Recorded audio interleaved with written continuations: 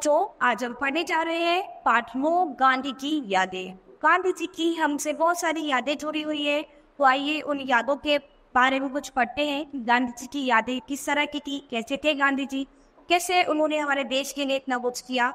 तो आइए उन यादों पर अपनी नजर डालते हैं। प्रस्तुत संस्मरण के लेखक श्री घनश्याम दास बिरला हमारे देश के प्रमुख उद्योगपति थे।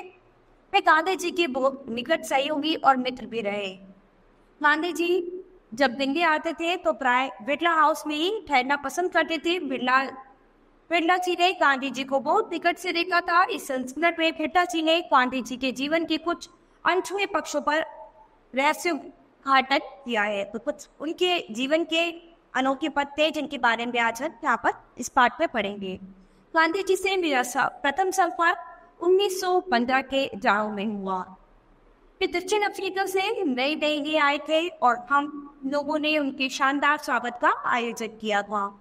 मैं उस समय केवल 22 साल का था। गांधी जी की उस समय शक्ल सूरत कुछ यूं थी, सिर पर काठियावाड़ी साफा, एक लंबा अगरखा, गुजराती ढंग की धोती और पाँव बिल्कुल नंगे। इस तरह उनका ढंग था, यानी वो इस तरह के दिखते थे, इस तरह के पहनावा पहनते थे।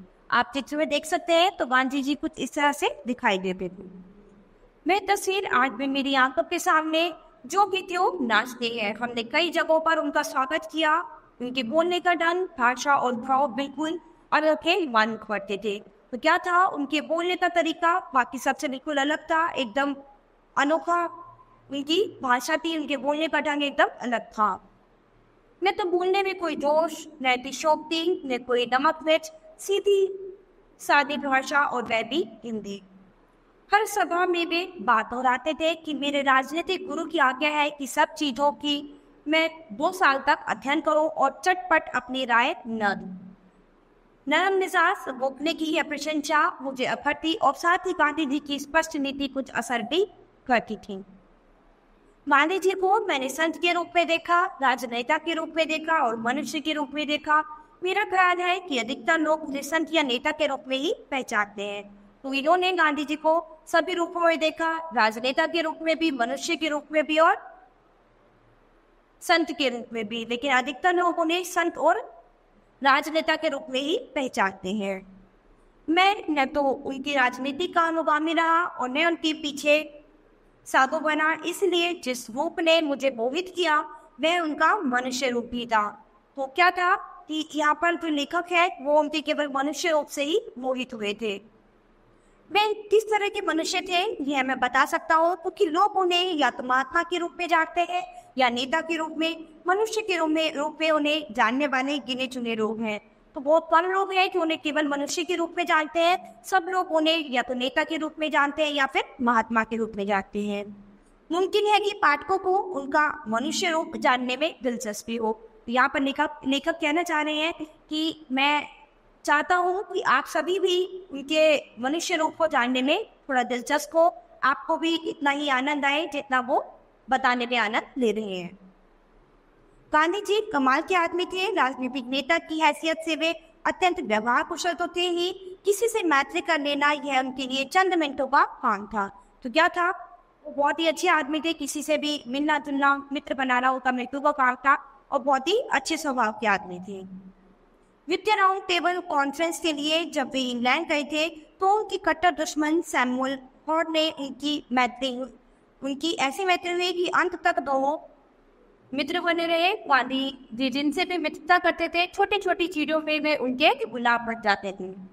लेकिन जहाँ सिद्धांत की बात आती थी वहाँ जमकर लड़ाई होती थी, पर उसमें भी गांधी जी कटुता नहीं लाते थे। तो गांधी जी का क्या व्यवहार था कि वो अपने सिद्धांतों के लिए बहस भी कर जाते थे, लेकिन फिर भी किसी के साथ कटु वचनों का प्रयोग नहीं करते थे। वो अपनी मित्रता को बड़ी ईमानदारी के साथ निभाते थे। निर्णय करने के मामले में भी गांधी जी ने केवल दक्ष थे बल्कि साहसी भी थे। चोरी चोरा के कांड को लेकर सत्याग्रह स्थगित करना और हिमगिरी जितनी अपनी भूल मान लेना, इसमें काफी साहस की जरूरत थी। तो क्या है कि उनके अंदर साहस एकदम भरा हुआ था। वो किसी भी चीज का निर्णय लेने के लिए एकदम दक्ष थे, कभी भी घबराते नहीं थे। सत्याग्रह स्थगित करने पर वे उन लोगों की रोष की शिकार बने गालियां खाई, मित्रों को काफी निराश किया, पर अपनी दृढ़ निश्चय उन्होंने नहीं छोड़ा। साल 1937 में कांग्रेस ने जब गवर्नमेंट बनाना स्वीकार किया, तब गांधी जी के निर्णय से प्रभावित होकर कांग्रेस ने ऐसा किया। गांधी जी ने यहाँ कदम बढ़ाया, सब चल पड़े, पर कांग्रेस के नायकों में उस समय झिझक थी। वे शंका सिंह थे, उनको शंका हो रही थी कि पता नहीं इसमें क्या होने वाला है। साल 1942 में जब क्रिप्स आए, तब हाल इसके विपरीत था। कांग्रेस के कुछ नेता चाहते थे कि क्रिप्स की सलाह मान ली जाए और क्रिप्स प्रस्ताव स्वीकार कर लिया जाए, पर गांधी जी तस से मस्त नहीं हुए, बल्कि उन्होंने भारत छोड़ो की धुन छेड़ी और लड़ पड़े। उस समय भी उन्होंने निर्णय करने में काफी साहस का परिचय दिया। तो क्या था, उस समय भी वो इस निर्णय को लेने में उन्होंने बहुत ही साहस दिखाया अपना।